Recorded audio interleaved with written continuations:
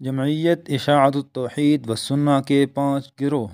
محترم سامعین، اگر آپ نے ہمارے چینل محمد دلاور نعمانی کو سبسکرائب نہیں کیا تو سب سے پہلے اس چینل کو ضرور سبسکرائب کریں اور گھنٹی کے نشان کو ضرور کلک کریں تاکہ ہر نئی ویڈیو آپ تک پہنچتی رہے۔ اس چینل پر آپ کو علمی، تحقیقی اور معلوماتی مواد ملتا رہے گا انشاءاللہ۔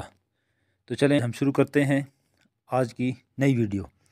اس وقت کی مصدقہ اور ثقہ اطلاعات کے مطابق جمعیت اشاعت التوحید و سنہ 4 ٹولیوں میں تقسیم ہو چکی ہے۔ اس حوالے سے ماضی قریب کی تاریخ سے دلچسپی رکھنے والے بعض حضرات کی فرمائش بھی چند سطور قلم بند کی جا رہی ہیں۔ نمبر 1، ایک ٹولی کے سربراہ مولانا سید ضیاء اللہ شاہ بخاری صاحب ہیں۔ ان کے جتھا میں مولانا اشرف علی ابن حضرت مولانا غلام اللہ خان صاحب رحمہ اللہ، مولانا عطا اللہ بندیالوی اور مولانا سید شفاء اللہ شاہ بخاری ابن مولانا ضیاء اللہ شاہ بخاری سرفرست ہیں۔ مولانا ضیاء اللہ شاہ بخاری مولانا سید عنایت اللہ شاہ بخاری صاحب مرحوم کے اکلوتے فرزند ہیں، لیکن یہ اپنے والد صاحب کی وفات کے بعد اشاعت التوحید کے پرانے چھکڑے کو کھینچنے میں اس لیے ناکام رہے کہ شاہ صاحب مرحوم کی زندگی کا جب چراغ ٹمٹما رہا تھا تو تب جماعت کے نامی گرامی واعظ، جنہیں شاہ صاحب کی تھپکیوں نے سحر البیان، فصیح اللسان، شیریں زبان، حتیٰ کہ مناظر اسلام وغیرہ وغیرہ کے بھاری بھرکم القابات سے نواز رکھا تھا، نے اختلافات کا آغاز کر دیا تھا۔ ان کا اسم شریف مولانا احمد سعید خان ہے۔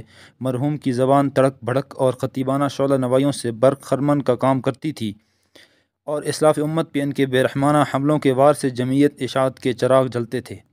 مولانا احمد سعید صاحب کبیر والا کے ایک قصبہ چتروڑ گڑھ کے رہنے والے تھے۔ جن دونوں انہوں نے اشاعت التوحید کے اسٹیج سے اپنی سریلی آواز کے ذریعے جادو پھیلانے کا آغاز کیا تھا، تب کبیر والا ضلع ملتان میں شامل تھا، اس لیے وہ علامہ احمد سعید خان ملتانی کے نام سے معروف رہے۔ زیر نظر مضمون کو طوالت سے بچانے کے لیے فی الوقت ان کی علمیت، لیاقت یا استعداد پہ تبصرہ کرنے سے گریز کیا جا رہا ہے۔ انہوں نے ایک بار اپنی تقریر میں ببانگ دوحل فرمایا تھا، تعویذات لکھنے اور لکھانے والے سبھی لانتی اور حرام خور ہیں۔ یاد رہے کہ یہ لب و لہجہ انہیں حضرت شاہ صاحب کی عشیرباد سے مدتوں کی ریاضتوں اور صحبتوں کے بعد نصیب ہوا تھا۔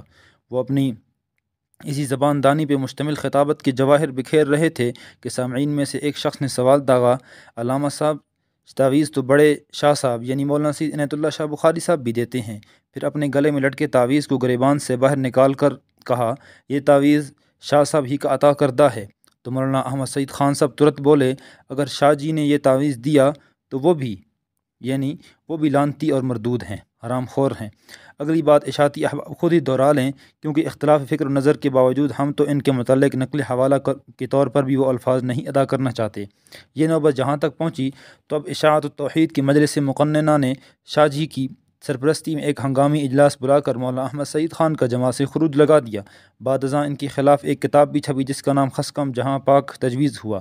اس کی ترتیب مولانا افضل ضیاء لالہ موسیٰ والوں کو سپرد کی گئی، جو ان کی قلمی یا فرضی محمد الفزاد کے نام سے منصہ شہود پر لائی گئی تھی۔ یہ کتاب حاصل کرنے کے لیے راقم اور مولانا محمد اسماعیل محمدی مرحوم شاہ فیصل گیٹ گجرات گئے اور 2 نسخے وصول کیے تھے۔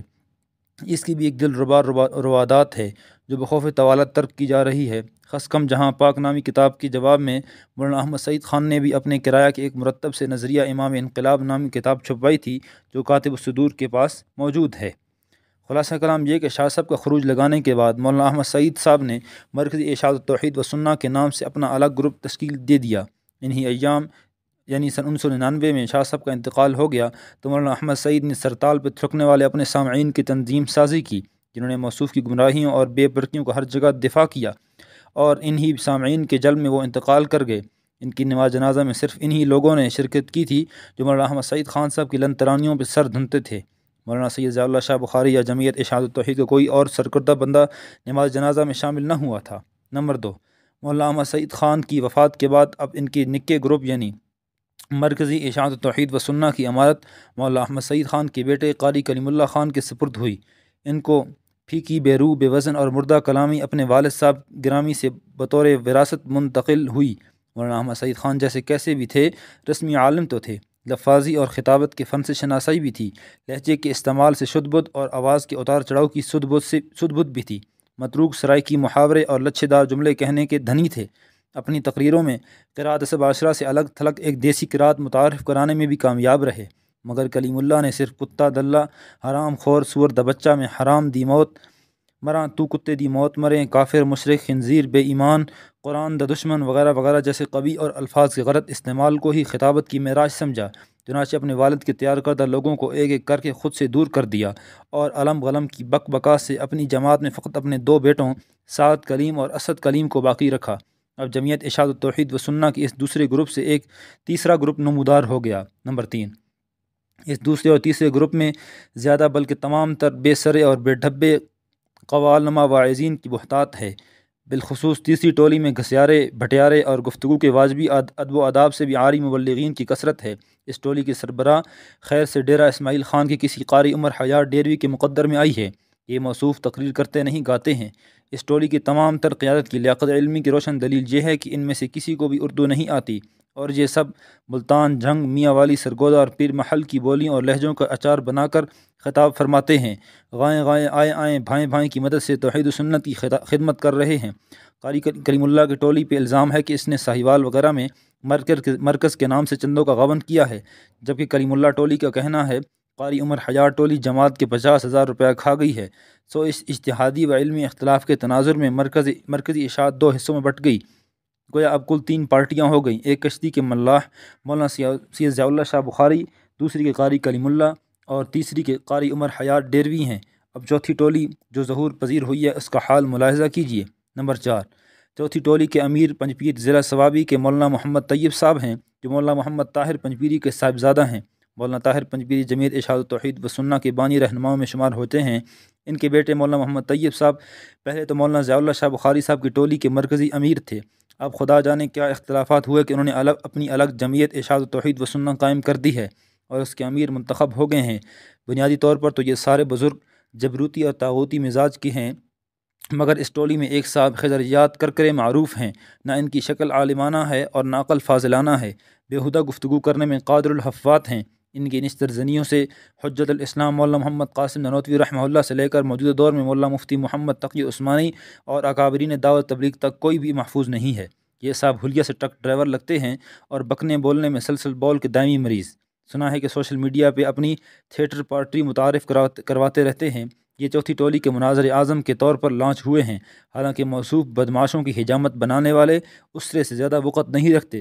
اس ٹولی میں تیسرے موصوف مولانا احمد سعید خان کے بڑے بیٹے مولانا عصمت اللہ خان ہیں۔ ان کی اپنی دوسرے بھائیوں سے انبن ہوئی تو یہ پہلے تو الگ سے کٹی پتنگ کی طرح ادھر ادھر لڑکتے رہے، مگر اب اس چوتھی ٹولی میں دستار قیادت سجائے مذاق منڈی میں دستیاب ہیں۔ ان چاروں کے بعد ایک 5ویں کشتی کا اکیلا ملاح اور بھی ہے، یہاں وہاں چپو پہ چلا کر توحید و سنت کی خدمت منہمک ہے۔ یہ رحیم یار خان کے جاجروی خاندان کے ایک بزرگ ہیں۔ ان کے پیچھے مفتی کی دم بھی زمین پہ گھسٹتی دکھائی دیتی ہے۔ یہ جمعیت ارشاد التوحید و سنہ کے بنیادی بزرگ مولانا عبدالغنی جاجروی مرحوم کے بیٹے ہیں۔ ان کا تازہ ارشاد اور فتویٰ ان کی نئی پارٹی کی نوید سناتا یوں سنا گیا ہے کہ بریلوی مولوی مشرک تو ہیں مگر غیر کتابی مشرک نہیں بلکہ کتابی مشرک ہیں، فلہٰذا ان اہل کتاب کا ذبیحہ حلال ہے اور لڑکی کا رشتہ لینا جائز ہے، البتہ رشتہ دینا قطعی حرام، واللہ اعلم بالصواب۔ ان پانچوں پارٹیوں کی باہم گتھا گتھی اور چھینا چھپٹی میں ایک چیز قدر مشترک ہے، وہ ہے سرکار دو جہاں صلی اللہ علیہ وسلم کی حیات فی القبر اور سماع عند القبر کا صریح انکار اور اسلاف امت پہ مسلسل گولہ باری۔ ان حالات میں احباب دعا فرمائیں کہ اس اشاعتی حلقوں کی ان 5 ٹولیوں کو اللہ تعالیٰ مزید اولاد بخشے اور یہ غیر فطری طور پر طریقوں سے لمحہ بلمحہ اور پل پل ٹولیاں جتنی بنتی رہیں، کیونکہ ان کے منقسم رہنے میں امت مسلمہ کے خیر و عافیت اور متحد رہنے میں امت کے لیے سامان شر و فساد ہے۔ وہی ہم دعاؤں کا سلسلہ بھی جاری رکھیں کہ اللہ تعالیٰ ان کو اور ہم سب کو ہدایت ابدی نصیب فرما دے، اللہم آمین۔